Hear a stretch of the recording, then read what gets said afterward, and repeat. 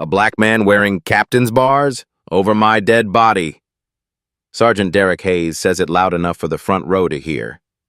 Then he walks on stage, grabs Lieutenant Ben Carter by the collar, twists hard. Ben's head snaps forward. 80 people watch a white cop assault a black cop at his own promotion ceremony. Nobody moves. Chief Grant pulls Hayes back. 5 words slip out. That's my replacement. Not an apology, a confession. Hayes knew Ben, a black lieutenant with 16 perfect years, was getting the captain job, and he couldn't stomach it. March 15th, 2024. Riverside, California. 52 seconds on camera. But Hayes did this before. 6 times. 6 black and brown officers filed complaints. 6 times the system buried it. This time, deleted emails. City council members on the union payroll. A grand jury where the chief admits, I knew. 1 video. 1 man who refused to stay silent. An ending nobody saw coming. Ben Carter has been a cop for 16 years. Not because it's easy, because someone has to. He grew up 3 blocks from the Riverside precinct. His father worked construction. His mother cleaned houses. Ben joined the force at 22, straight out of community college, criminal justice degree, student loans, a belief that the badge meant something. 16 years later, he still believes it. Most days. He works patrol, traffic stops, domestic calls, the kind of work that doesn't make headlines but keeps a city breathing. He coaches youth basketball on weekends, volunteers at the community center, shows up, does the work. His performance review from 2023 sits in the personnel file. 4.8 out of 5.0. Exemplary leadership. Community engagement. Conflict de-escalation. 0 disciplinary actions. The review board recommended him for promotion without a single dissenting vote. His wife, Maria, teaches 3rd grade. His daughter, Sophie, is 16. His son, Tyler, is 13. They live in a 3-bedroom house with a mortgage Ben will finish paying when he's 62. He works overtime to cover Sophie's college fund. Tyler wants to be an engineer. This is the context that matters. Ben Carter earned his promotion. Not politics, not quotas. Merit. Riverside Police Department needs this ceremony. The city has been pushing for reform since 2020.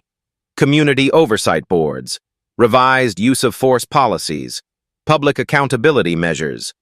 The department leadership knows the optics matter. A black lieutenant promoted to captain sends a message. We're moving forward. The ceremony is scheduled for 7 p.m., City Hall Auditorium. 80 invited guests.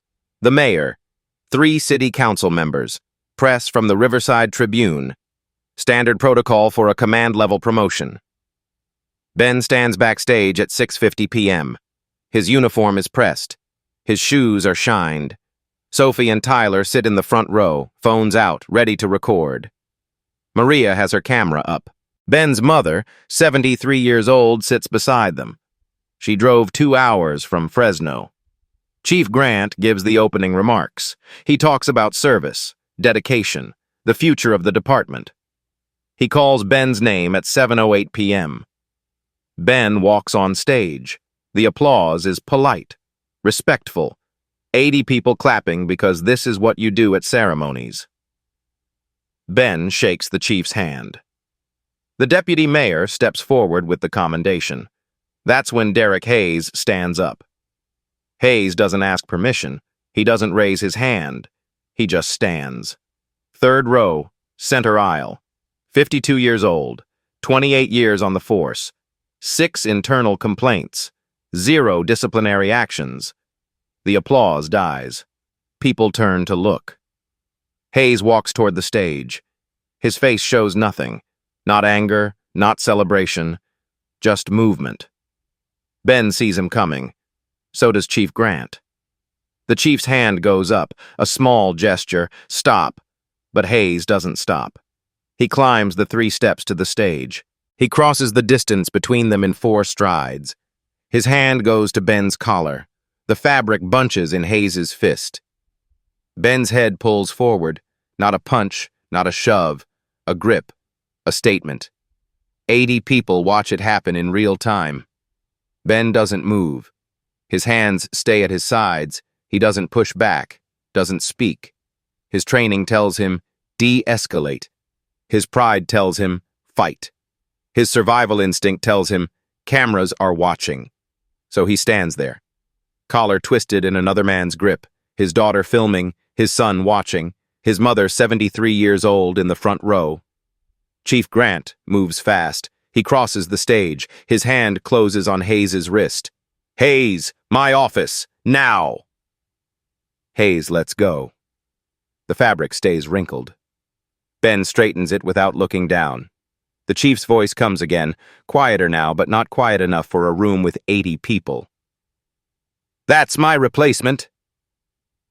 The chief means Ben, the man he just announced as the new captain. The promotion Hayes has been bypassed for 3 times in the last 5 years. Hayes walks off stage. His shoes echo on the hardwood. No one speaks. The deputy mayor still holds the commendation folder, unopened. Chief Grant turns to Ben. We'll handle this. Then to the crowd. Ladies and gentlemen, we'll take a brief recess. The ceremony doesn't resume. People file out. Polite. Quiet. The kind of silence that follows something no one knows how to name. Maria's phone captured 52 seconds. The deputy mayor's assistant captured 38. A council member's aide got 41. 4 security cameras caught different angles.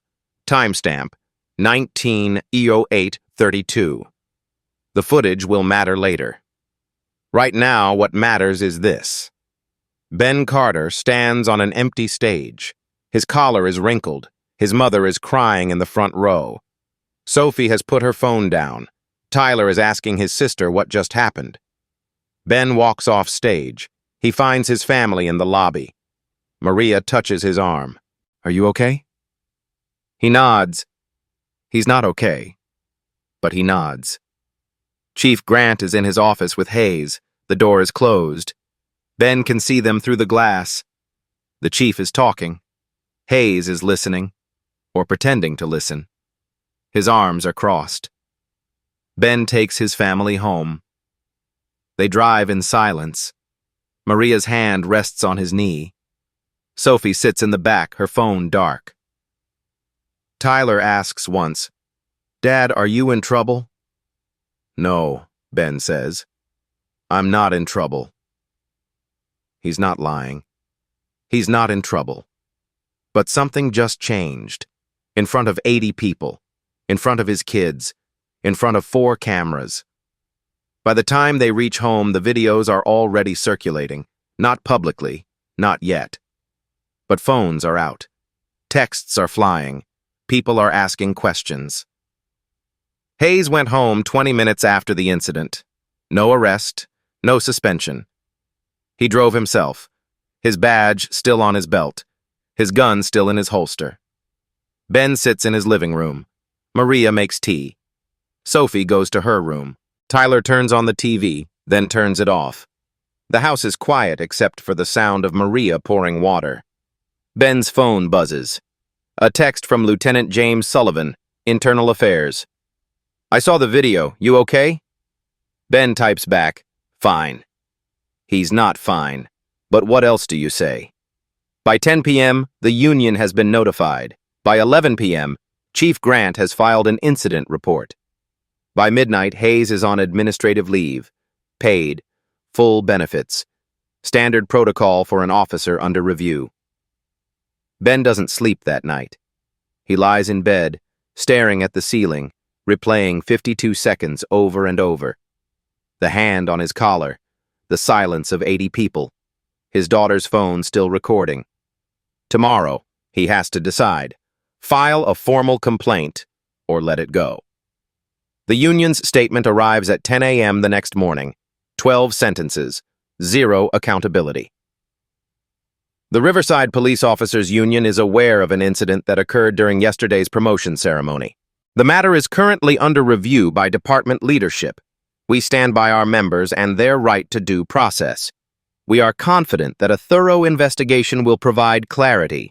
The union will continue to support all officers involved as this matter proceeds through the appropriate channels. Standard language. Standard protection. Rachel Morgan reads it twice. She's a reporter for the Riverside Tribune. She's covered the police beat for 6 years. She knows boilerplate when she sees it.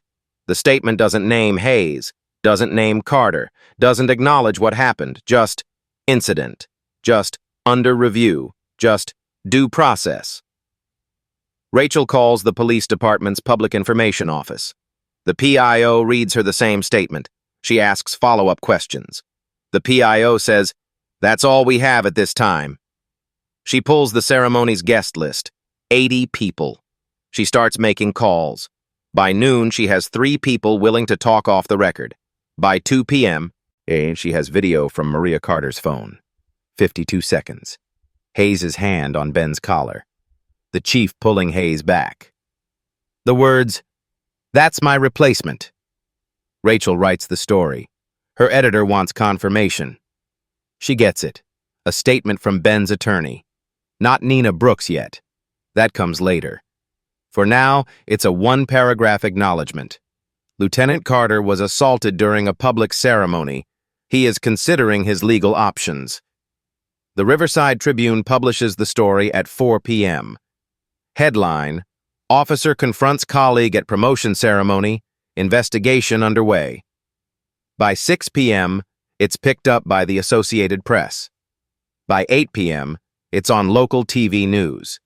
By 10 p.m., people are choosing sides. Some comments. Carter must have provoked him. Hayes is a good cop. This is a witch hunt. Other comments. Fire Hayes. Arrest him. How many times has he done this before? Hayes stays home. Full pay. The department's personnel records show it clearly. Administrative leave, pending investigation. Salary, 100%. Benefits, 100%. Duty status, relieved. Ben walks into the station the next morning, March 17th. He clocks in at 7 a.m. No one looks at him. Not the desk sergeant. Not the patrol officers. Not the dispatcher. He walks to the locker room, 15 officers, 0 eye contact. They don't leave. They don't speak. They just don't see him. It's a specific kind of silence, the kind that says, "You broke the code." Ben opens his locker. His uniform hangs where he left it. No one has touched it. No one has vandalized it. They don't need to. The silence does the work. He gets dressed. He goes to roll call. The watch commander reads the assignments. Ben's name comes up. Carter, Patrol, Sector 4. Same assignment as always. Nothing changes. Except everything changes. Ben drives his patrol route. He stops for coffee at the same gas station he stopped at for 3 years. The clerk nods. The transaction is normal. Outside, in the parking lot, 2 officers from another precinct sit in their cruiser. They watch him. They don't wave. At lunch, Ben eats alone in his car. He used to eat with 3 other officers, a rotating crew. They'd meet at the taco truck on 5th Street, complain about paperwork, talk about their kids. Today, the taco truck is empty when he arrives. No one texts, no one calls. Ben finishes his shift at 3 p.m. He clocks out. He drives home. Maria asks, "How was it?" "Fine," he says. She knows he's lying. She doesn't push. That evening, Ben sits at his kitchen table, a stack of papers in front of him. Internal Affairs complaint form, 18 pages, single-spaced. He's filled out 4 pages. Stopped. Started again. Stopped. Sophie comes downstairs. She doesn't say anything, just sits across from him. After a minute, "Dad, are you going to be okay?" "Yeah," he says. "I'm going to be okay." She nods. She doesn't believe him, but she nods. By March 18th, the union has hired an attorney for Hayes. By March 19th, that attorney has issued a statement. Sergeant Hayes denies any wrongdoing. He looks forward to a fair and impartial review. By March 20th, Hayes's paycheck clears. Direct deposit, same amount as always. By March 21st, Ben has made his decision. He's going to file the complaint. All 18 pages. Every detail. Every witness. Every camera angle. Because if he doesn't, the silence wins. And he's done being silent. But he doesn't know yet. Hayes has been here before, 6 times. And 6 times, the system protected him. March 16th. Ben files the formal complaint. 18 pages, single-spaced. Timeline, witnesses, camera angles. The specific moment Hayes's hand closed on his collar. The specific words Chief Grant said afterward. He doesn't call a press conference. He doesn't post on social media. He uses the system that's supposed to work. Internal Affairs complaint. Filed directly with Lieutenant Sullivan. Receipt acknowledged. The complaint triggers something Hayes didn't expect. A 2023 reform law. Assembly Bill 1384. Passed after the protests of 2020. Signed into law January 2023. The rule is simple. Any physical altercation between officers requires an external investigator. No exceptions. No internal review boards. No closed-door hearings. Chief Grant reads the law. He has no choice. He assigns Lieutenant James Sullivan as the external investigator. Sullivan is IA, yes, but he's also the one person in the department Hayes hasn't cultivated. 20 years on the force. Irish immigrant. No allegiances to the old guard. Sullivan receives the complaint on March 17th. He reads all 18 pages. Then he opens Hayes's personnel file. What he finds? 6 prior complaints. 2019, 2020, 2021, 2022, 2023, 2024. All internal. All closed. All. Reasons vary. Insufficient evidence, conflicting statements, matter resolved internally. Sullivan makes a note. He'll come back to those files. First, he needs to talk to Ben. They meet on March 19th. Sullivan's office. No recording. Just notes. Tell me what happened, Sullivan says. Ben tells him. Start to finish. The ceremony. Hayes standing. The hand on the collar. The chief's words. The 52 seconds of video. Why do you think he did it? Sullivan asks. Because I'm getting the job he wanted, Ben says. And I'm black. Sullivan doesn't write that down, not because it's untrue, because it's obvious. I'm going to need the videos, Sullivan says. Ben nods.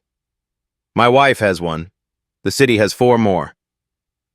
I'll get them, Sullivan says. On March 20th, Sullivan files his preliminary report. Recommendation: Hayes loses his sidearm pending investigation. Desk duty only, no overtime, no field work. Chief Grant signs it. No argument. The law is clear. Hayes receives the notice on March 21st. He's at home. The courier delivers it at 10 a.m. Hayes reads it twice. Then he calls the union. The union president, Carl Stevens, reads it once. They can't do this. They just did, Hayes says. We'll fight it, Stevens says. But they can't fight AB 1384. It's state law. It's binding. For the first time in 28 years, Derek Hayes doesn't have protection. He has process. Ben hears about it that evening. Sullivan calls him. Hayes is off the street. Desk duty, no gun. For how long? Ben asks. Until I finish the investigation, Sullivan says. How long is that? As long as it takes. Ben hangs up. He sits in his living room. Maria is grading papers. Sophie is doing homework. Tyler is playing video games upstairs. Nothing has changed in this house. Dinner still happens at 6. Homework still gets done. Tyler still argues about bedtime. But something has shifted. For the first time since March 15th, Ben feels like the system might actually work. He's wrong, but he doesn't know it yet. because Hayes has something Ben doesn't know about. Something buried in 6 closed files. Something Sullivan is about to find. And when he finds it, everything changes again. Rachel Morgan files her Freedom of Information request on March 25th. She's not asking for Hayes's file specifically. She's asking for any complaints filed against Hayes in the last 5 years. The law gives the department 10 business days to respond. They respond in 9. 6 files, 6 complaints, 6 closures. Rachel reads them in order. File 1, November 2019. Officer Marcus Williams, Black, 3 years on the force. Complaint. Hayes used racial slurs during a traffic stop. Witnesses, 2 civilians. Outcome, insufficient evidence. File closed, December 2019. File 2, April 2020. Officer Angela Torres, Latina, 7 years on the force. Complaint. Hayes made inappropriate comments about her promotion exam. Witnesses, 1 officer. Outcome, conflicting statements. File closed, May 2020. File 3, January 2021. Officer Devin Harris, Black, 5 years on the force. Complaint. Hayes physically intimidated him in the locker room. Witnesses, none. Outcome, matter resolved internally. File closed, February 2021. File 4, August 2021. Officer Keisha Jackson, Black, 4 years on the force. Complaint. Hayes questioned her competence during a joint operation. Witnesses, 3 officers. Outcome, training issue, not disciplinary. File closed, September 2021. File 5, June 2022. Officer Raymond Lee, Asian American, 6 years on the force. Complaint. Hayes excluded him from team briefings. Witnesses, 2 officers. Outcome, management style difference. File closed, July 2022. File 6, March 2023. Officer Jamal Thompson, Black, 8 years on the force. Complaint. Hayes undermined his authority during a domestic call. Witnesses, 4 civilians. Outcome, insufficient evidence. File closed, April 2023. 6 complaints. 6 officers of color. 6 files closed by the same review board. Same 3-member panel. Captain Richard Dunn, Lieutenant Paul Martinez, Sergeant Ellen Whitfield. Rachel cross-references the review board with Council Oversight Committee. Captain Dunn retired in December 2023. Lieutenant Martinez transferred to another precinct in January 2024. Sergeant Whitfield is still active. She makes a note. Ask about the pattern. Meanwhile, Sullivan is doing his own digging. He opens Hayes's email archive. Department policy. All officer emails retained for 5 years. Hayes has 3,847 emails in the system. Sullivan doesn't read them all.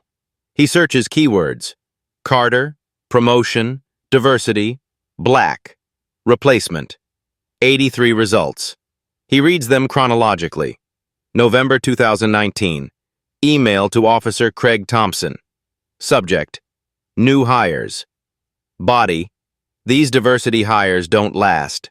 They never do. 2 years max, then they wash out or transfer. We just have to wait them out. April 2021. Email to Sergeant Bill Reynolds. Subject, promotional exam. Body, did you see the new equity scoring? They're literally giving points for race now. We're being replaced, and no one's allowed to say it. January 2023. Email to Officer Greg Mason. Subject, Carter.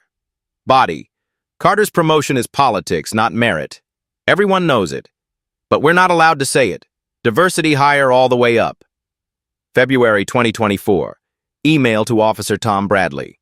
Subject, ceremony. Body, they're announcing Carter's captaincy next month. Unbelievable. 16 years and he gets captain? I've been waiting 28. This is what reform looks like. Sullivan prints them. All 83. He highlights the ones that explicitly mention race. 41 emails, spanning 5 years, a pattern of language, a pattern of resentment. He calls Ben on April 10th. I found the emails. What emails? Ben asks. Hayes's emails. About you. About other officers. Going back to 2019. What do they say? Sullivan doesn't quote them. He doesn't need to. They say he knew exactly what he was doing on March 15th. Ben sits with that for a moment. Then, what happens now? Now I keep digging, Sullivan says. Rachel publishes her story on April 12th. Headline: Officer involved in promotion ceremony incident had 6 prior complaints. The story includes excerpts from the closed files, redacted names, general descriptions. The pattern is clear. Hayes has been complained about before, multiple times, by multiple officers, all officers of color. The story runs online at 6 a.m.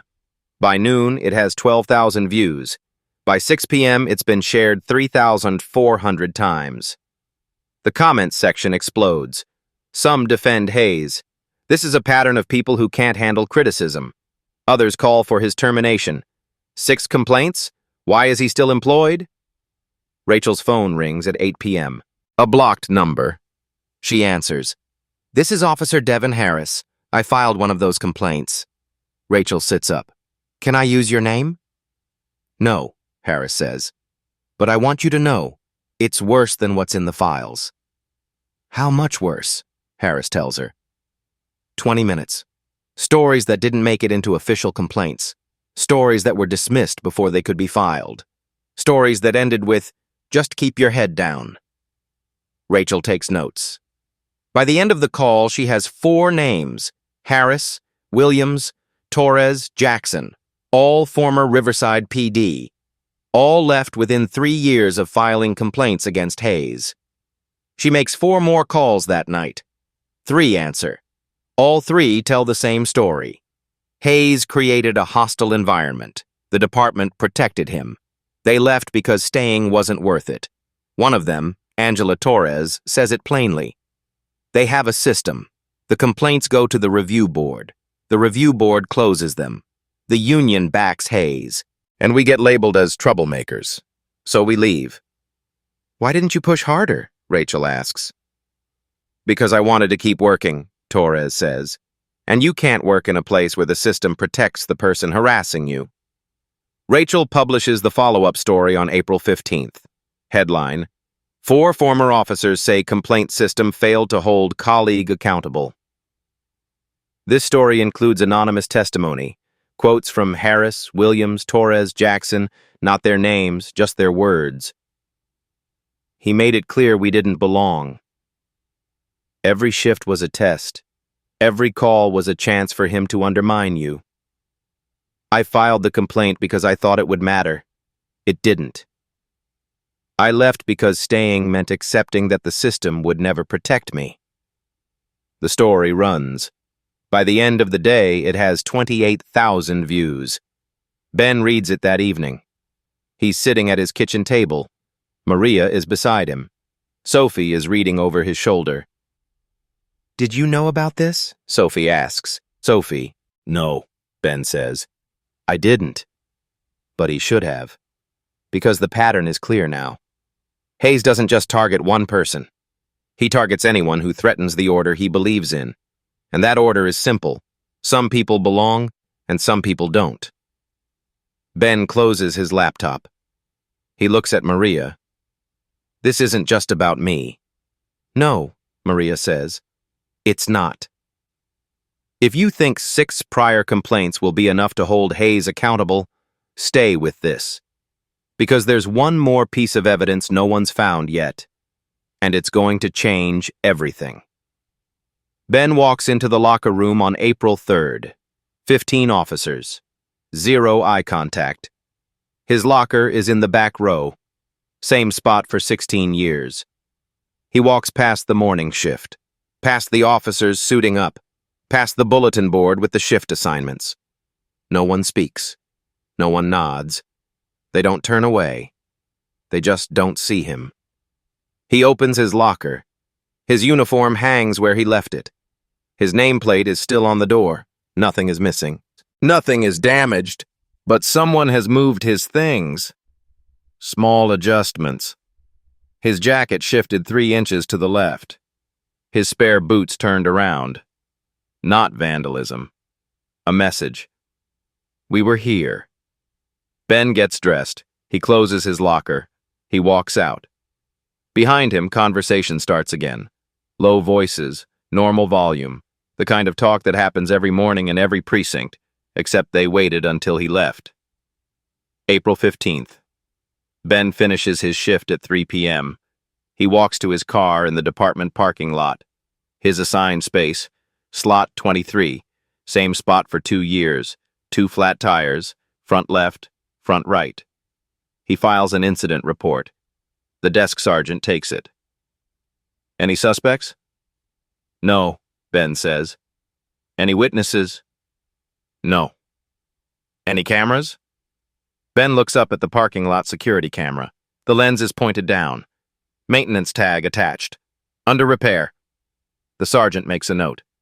We'll look into it. They don't look into it. May 5th. Ben parks in the same spot. End of shift. 11 p.m. 2 flat tires again. Rear left, rear right. This time, he doesn't file a report. He calls a tow truck. He gets his car to a shop. The mechanic finds the punctures. Clean cuts. Deliberate. Not road damage. Ben pays out of pocket. $240. He drives home. Maria asks what happened. He tells her. You need to report this, she says. To who? Ben asks. The department that's already looking the other way? She doesn't answer. May 12th. An envelope arrives at Ben's house. No return address. Inside, a letter on law firm letterhead. Caldwell and Associates, attorneys at law. The letter is 3 pages. Legal language, professional tone. The core message is clear. Our client, Sergeant Derek Hayes, has been made aware of false and defamatory statements circulated regarding his character and professional conduct. These statements constitute actionable defamation. Should these statements continue, our client reserves all rights to pursue legal remedies, including but not limited to compensatory and punitive damages. The letter doesn't specify which statements. It doesn't cite specific quotes. It just threatens. Ben shows it to Maria. She reads it twice. Can they do this? They're doing it, Ben says. The same day, the union issues a statement. Union President Carl Stevens speaks to the press. Sergeant Hayes has dedicated 28 years to serving this community. The recent allegations against him are unfounded and represent a coordinated effort to damage his reputation. We stand by our members and believe the investigative process will vindicate Officer Hayes. The statement doesn't mention Ben by name. It doesn't need to. Everyone knows who they're talking about. Hayes' attorney gives an interview to the Riverside Tribune. Rachel Morgan writes it up. Attorney for officer in promotion ceremony incident says client will fight allegations. The attorney, Marcus Caldwell, is quoted, My client denies all allegations and will vigorously defend himself. This is a case of one officer making unsubstantiated claims to advance his own career at the expense of a decorated veteran. The article runs online. The comments fill up within hours. Carter is a race baiter. Hayes is a hero being railroaded. This is what happens when you promote based on skin color instead of merit. Ben stops reading the comments after the first page. May 18th. Sophie comes home from school. She doesn't say hello. She goes straight to her room. Maria follows her upstairs. Ben hears their voices. He can't make out the words, just the tone. Maria's voice, calm. Sophie's voice, breaking. Maria comes back downstairs 20 minutes later. She sits beside Ben. Someone wrote something on her locker. What did they write? Snitch's daughter. Ben closes his eyes. Did she report it? The school is looking into it, Maria says, but she doesn't want to go back. She has to go back, Ben says. I know, Maria says, but she's scared. That evening, Ben sits with Sophie in the living room. Tyler is upstairs. Maria is in the kitchen, giving them space. I'm sorry, Ben says. Sophie doesn't look at him. Why are you sorry? Because this is my fault. No, Sophie says. It's not your fault. It's his fault. She means Hayes. But everyone is acting like you did something wrong. Ben doesn't have an answer for that, because she's right. In the court of public opinion, filing a complaint makes you the problem, not the person you're complaining about. Dad, Sophie says, is it worth it? The question sits between them. Worth it. Worth the flat tires. Worth the letters from lawyers. Worth his daughter's locker vandalized.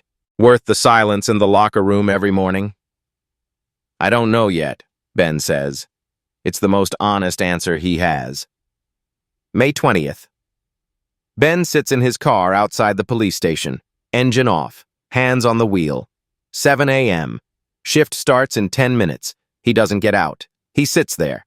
11 minutes, watching other officers walk in, watching them clock in, watching them start their day. He thinks about dropping the complaint, about calling Sullivan and saying, forget it, let it go, move on. He thinks about his daughter's locker, about the letters, about the tires, about the silence. He thinks about the 6 officers who filed complaints before him, about how they all left, about how the system protected Hayes every single time. His phone buzzes, a text from Maria. You okay? He types back, yeah. He's not, but he types it anyway. He gets out of the car. He walks into the station. He clocks in. He goes to roll call. The watch commander reads the assignments. Carter, patrol. Sector 4.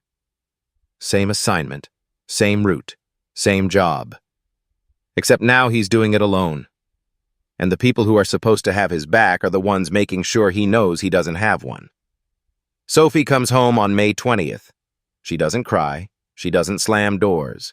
She just walks into the kitchen and asks, Dad, is it worth it? Ben is sitting at the table. The internal affairs file open in front of him. 18 pages, he wrote. 53 pages Sullivan has added. Evidence, emails, witness statements, camera footage. He looks at his daughter, 16 years old, honor student, varsity volleyball, college applications due in 6 months. She shouldn't have to ask this question. Yes, he says. It's worth it. She nods. She doesn't believe him, but she nods. That night, Ben tells Maria, maybe I should just drop it. They're in bed, lights off. Tyler and Sophie asleep down the hall. The house is quiet except for the sound of the air conditioner cycling on. Maria doesn't answer right away. She's quiet for a long time, then, You've never dropped anything in your life? Maybe I should start, Ben says. Maybe, Maria says. But not this. Why not? Because if you drop this, they win. And I don't want to live in a world where they win. Ben stares at the ceiling. He thinks about Hayes, about the 6 officers before him, about the closed files, about the system that protects men like Hayes and punishes men like him. I'm tired, he says. I know, Maria says. I don't know if I can keep doing this. Yes, you do, she says. You're just scared. She's right. He is scared. Scared of losing his job. Scared of losing his family's stability. Scared of being the example that proves the system doesn't work. But he's more scared of stopping. Because if he stops, what does that teach Sophie? What does that teach Tyler? That you fight until it gets hard, then you quit. He doesn't sleep that night. He lies there, awake, thinking. June 1st. Ben sits in his car outside the police station. Engine off, hands on the wheel. He's been sitting here for 11 minutes. He can't make himself get out. Not because he's afraid of Hayes. Hayes is on desk duty. No gun, no field work. Hayes can't touch him, but the others can. The silent treatment, the moved lockers, the flat tires, the knowledge that every shift he's alone. His phone rings. Sullivan. Ben answers. "I found something," Sullivan says. "What?" Hayes deleted 38 emails on February 14th, Valentine's Day. He thought the server would purge them. It didn't. We keep backups for 90 days. "What's in the emails?" "Proof," Sullivan says. "Proof he knew about your promotion before the ceremony. Proof he planned to confront you. Proof he's been coordinating with other officers to make your life hell." Ben sits up. "Can you prove it?" "I can prove he deleted them," Sullivan says. "I can prove what was in them, and I can prove he knew exactly what he was doing." "What happens now?" "Now I finish the investigation," Sullivan says, "and then we take it to the grand jury." Ben hangs up. He sits in the car, engine still off, but something has shifted. He's not alone. Sullivan is digging. Rachel Morgan is reporting. And somewhere, buried in deleted emails and closed files, there's proof. He gets out of the car. He walks into the station. He clocks in. He goes to roll call. The silence is still there. The officers still don't look at him. But now it doesn't matter as much. Because the system, for once, might actually work. He doesn't know yet. There's one more piece. One more connection. One more receipt that will blow this case wide open. And Rachel Morgan is about to find it. June 8th. 200 people stand outside Riverside City Hall. They don't chant. They don't shout. They hold signs. Support Lieutenant Carter. Accountability now. 6 complaints, 0 consequences. The protest is organized by the Riverside Community Coalition, a local group, activists, church leaders, people who have been calling for police reform since 2020. They read Rachel Morgan's articles. They watched the videos. They decided to act. Ben doesn't attend. He's at work. Patrol. Sector 4. Same route. But Maria is there. Sophie is there. Tyler is there. Standing in the front row with a sign that says, "My dad is a hero." The local news covers it. 3 cameras, 2 reporters. The coalition's president, Reverend Michael Stone, gives a statement. "We stand here today because Lieutenant Benjamin Carter did what the system is supposed to do. He told the truth. And instead of being protected, he's been isolated. Instead of being supported, he's been threatened. This is not justice. This is not accountability. And we're here to say, enough." The crowd applauds. Polite.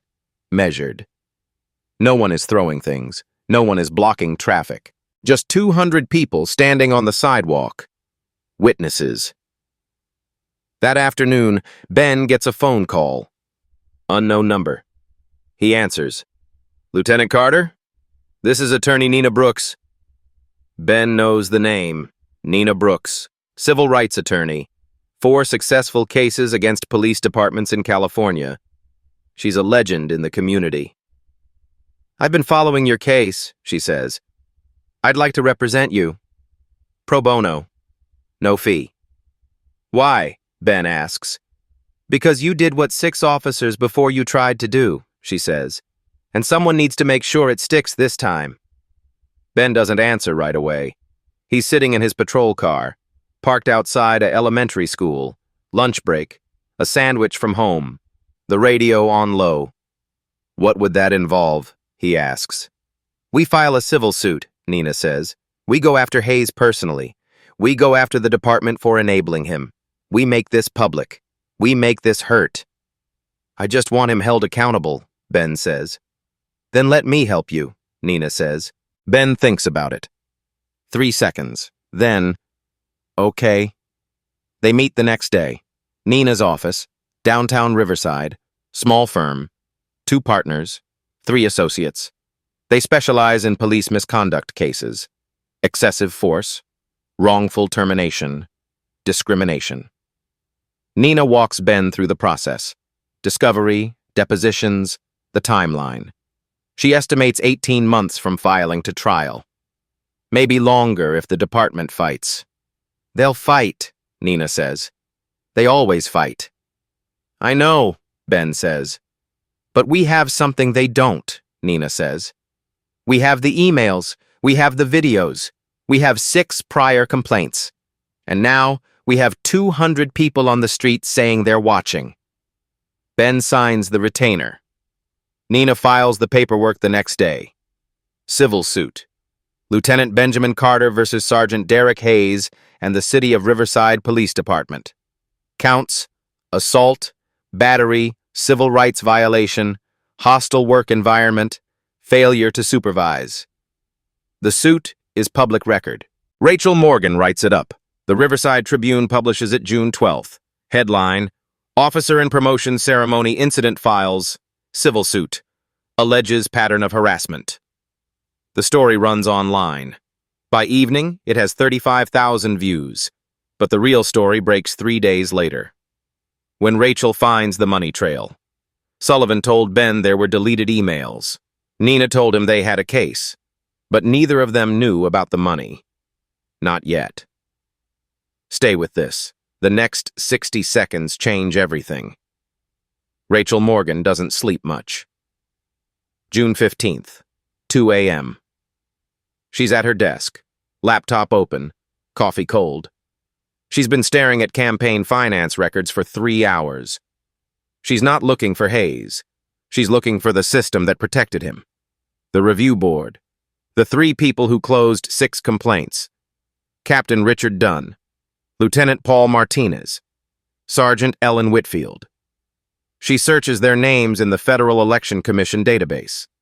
Nothing unusual, small donations, normal patterns. Then she searches the union. Riverside Police Officers Union, the organization that issued statements defending Hayes, that hired his attorney, that pays for his legal defense. The union has a fund, Brotherhood Shield Fund, a 501c4, political contributions allowed, donor lists public. Rachel downloads the records, 2019 to 2024, every contribution, every recipient. She sorts by recipient name. Council member Janet Price. Donation, $5,000. Date, October 2020. Council member Thomas Reed. Donation, $5,000. Date, March 2021. Council member Alan Hughes. Donation, $5,000. Date, September 2022. 3 council members.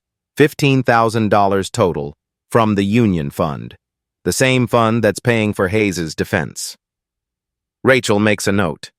Then she cross-references something else. Council Oversight Committee votes. The police department's review board reports to the city council.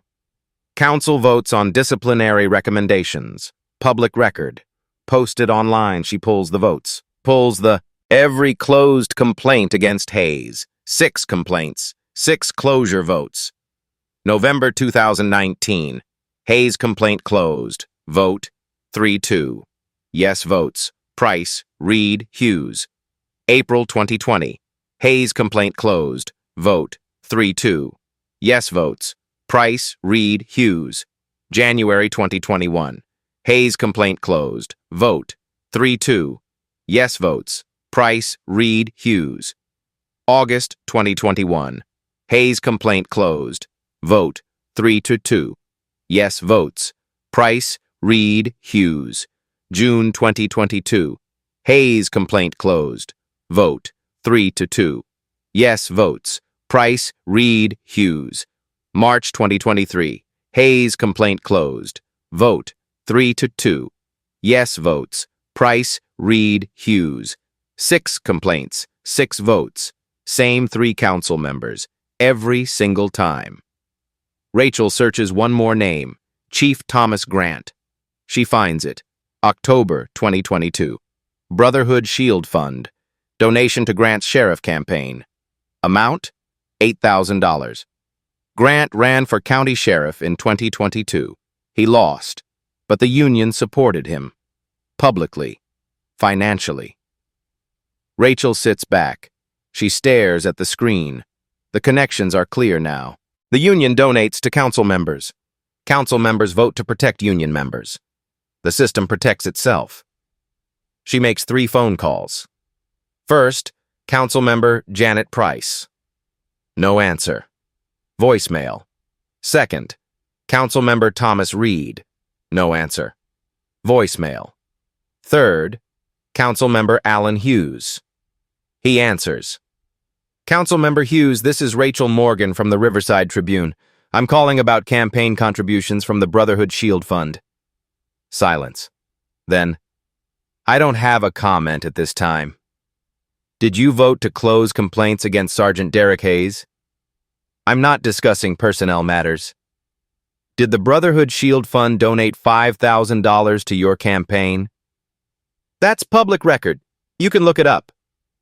I did, Rachel says, and I'm asking if there's a connection between that donation and your votes. There's no connection, Hughes says, and I'm done with this conversation. He hangs up. Rachel writes the story. She works through the night. By 6 a.m., it's done. She sends it to her editor. Subject line, you need to see this. Her editor calls her at 7:30 a.m. Are you sure about this?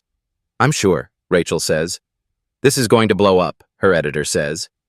I know, Rachel says. The story publishes at noon. Headline, Union that defended officer in assault case donated $15,000 to council members who voted to close his prior complaints. By 1 p.m., it has 50,000 views. By 3 p.m., the Riverside mayor is calling for an independent review. By 5 p.m., council member Janet Price announces she's recusing herself from all police oversight votes. By 6 p.m., the story goes national. This isn't just about one cop attacking another. This is about a system that bought its own protection. August 10th. 3 subpoenas. Derek Hayes. Chief Thomas Grant. Union President Carl Stevens. The grand jury convenes in closed session. Riverside County Superior Court. 23 jurors. 1 prosecutor. The proceedings are sealed. No cameras. No press. Just testimony under oath. Ben waits outside. He's not allowed in the room. This isn't his hearing. It's the state's. But it's about him. About March 15th. About 52 seconds that changed everything. Nina Brooks sits beside him. She doesn't talk, doesn't check her phone, just sits, waiting. At 10:14 a.m., Chief Thomas Grant takes the stand. The prosecutor is direct. Chief Grant, were you aware of prior complaints filed against Sergeant Derek Hayes? Grant shifts in his seat. 7 seconds of silence. Then, I was aware, yes. How many complaints? 6. Over what period? 5 years, 2019 to 2024. What was the outcome of those complaints? They were reviewed by the Internal Review Board and closed. All 6? Yes. Did you personally review any of these complaints? I reviewed the summaries. Did any of these complaints involve allegations of racial bias? Grant pauses. Some contained language that could be interpreted that way. Did you take action? The review board determined the evidence was insufficient. But you knew there was a pattern? Longer pause. I knew there were complaints. Did you know Sergeant Hayes confronted Lieutenant Carter at the promotion ceremony before it happened? No. Did you know Hayes had been sending emails about Lieutenant Carter's promotion? I became aware of those emails during the investigation. When? April. After the incident? Yes. The prosecutor shuffles papers. Chief Grant, let me ask you directly. Did you know Sergeant Hayes posed a risk to Lieutenant Carter or other officers of color in your department? Grant looks at the jury, then at the prosecutor, then down at his hands. I knew there were concerns, he says. Yes. The room is quiet. The prosecutor lets the silence sit. No further questions. Hayes is called at 11:30 a.m. He enters the room. Suit and tie, no uniform. His attorney beside him. The prosecutor begins. Sergeant Hayes, on March 15, 2024, did you physically confront Lieutenant Benjamin Carter during a promotion ceremony? Hayes leans toward his attorney. They whisper. Then Hayes speaks. On the advice of counsel, I invoke my Fifth Amendment right against self-incrimination. Did you send emails referring to Lieutenant Carter as a diversity hire? I invoke my Fifth Amendment right. Did you delete 38 emails from the department server on February 14, 2024? I invoke my Fifth Amendment right. The prosecutor continues. Question after question. Hayes invokes the fifth 23 times. He doesn't testify. He doesn't explain. He doesn't defend. His lawyer later tells reporters, "This is a witch hunt. My client has done nothing wrong and looks forward to his day in court." But there won't be a day in court. Not for Hayes. The grand jury deliberates for 41 minutes. They vote to indict. 2 charges: assault under color of authority and deprivation of civil rights under federal statute 18 U.S.C. Secr 242. Ben hears the news at 2:45 p.m. Nina gets the call. She turns to him. They indicted him. Ben doesn't react. He just sits there. 16 years as a cop. He knows what an indictment means. Hayes will be arrested, booked, arraigned. He'll post bail. He'll fight it. But for the first time since March 15th, the system worked. Not perfectly, not quickly. But it worked. Ben stands. He shakes Nina's hand. He walks out of the courthouse. Maria is waiting outside, Sophie and Tyler beside her. He doesn't say anything. He doesn't need to. Maria sees it in his face. They drive home. No celebration. No champagne. Just a family going home after a long day. Because this isn't over. Hayes will fight the charges. The union will support him. The department will circle the wagons. But something has changed. The silence is broken. The system has been exposed. And Ben Carter is still standing. September 18th. Derek Hayes resigns, effective immediately. No pension, no benefits. The indictment still stands. Trial pending. Chief Thomas Grant announces his retirement. September 30th, 32 years of service. He cites personal reasons. He doesn't mention the grand jury testimony. He doesn't mention the word, "I knew." The Riverside City Council votes 4-1 to reform the police oversight process. All internal affairs files will become public record after 90 days. No exceptions. The review board is dissolved. An independent civilian oversight committee will replace it. Councilmember Janet Price resigns. Councilmember Thomas Reed announces he won't seek re-election. Councilmember Alan Hughes faces a recall petition. 2,000 signatures in 3 days. Ben receives his captain's badge on September 20th. Private ceremony. Just Maria and the kids. Chief Grant's replacement, Interim Chief Angela Morrison, pins it on. No speech. No applause. Just the weight of the badge. Morrison asks him, "What do you want to do now?" "The job," Ben says. "Same as always." She nods. Then, "The department is forming a committee to search for a permanent chief. I'd like you on it." Ben thinks about it. 3 seconds. "Okay." That evening, Ben sits at his kitchen table. The badge is in front of him. Maria makes tea. Sophie is doing homework. Tyler is upstairs playing video games. Normal. Ordinary. The kind of evening that happens in 1,000 houses across Riverside. But something has shifted. Not just in this house. In the department. In the system. The new policy is clear. All IA files public after 90 days. Every complaint. Every closure. Every vote. Transparency isn't perfect, but it's a start. Ben doesn't call it a victory. He calls it a start. Because Hayes' trial is still pending. The civil suit is still active. And somewhere there's another officer filing another complaint. Hoping the system works this time. The badge doesn't make you immune. It makes you responsible. And responsibility doesn't have exceptions. If this story made you think about the systems in your own community, leave a comment below. If you believe justice needs to be visible, don't forget to subscribe and turn on notifications. Sometimes change starts with one person saying no, and 200 people standing behind them.